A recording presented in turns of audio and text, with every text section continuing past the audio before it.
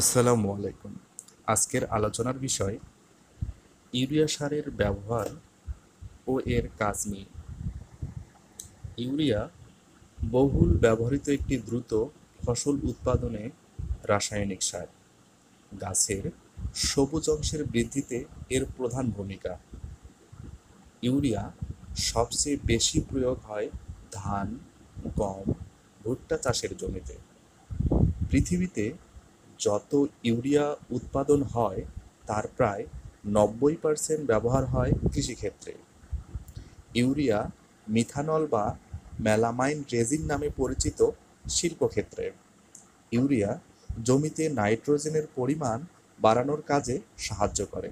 এছাড়াও আরও কিছু কাজ করে, সেগুলো হলো জমিকে উর্বর করতে সাহায্য করে, গাছের কুশি উৎপাদন সহ ফলের আকার বড় করতে সাহায্য করে, উদ্ভিদের প্রোটিন ও শর্করা উৎপাদনের সহায়তা করে।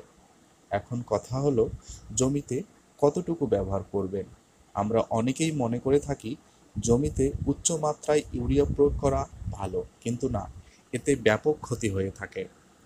উফশী জাতের আমন ধানের ক্ষেত্রে বিঘাপ্রতি অর্থাৎ ৩৩% ১ বিঘা হলে ২১ কেজি পর্যন্ত ইউরিয়া প্রয়োগ করা যায়।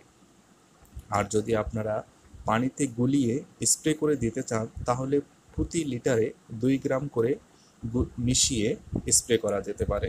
সেক্ষেত্রেও অনেক সতর্কতা অবলম্বন করতে হয়, এখানে অনেক ব্যাপার থাকে। তাই সবচেয়ে ভালো হবে সার প্রয়োগের আগে আপনার এলাকার কৃষি কর্মকর্তার পরামর্শ নেওয়া। সবাই ভালো থাকবেন, সুস্থ থাকবেন। ধন্যবাদ।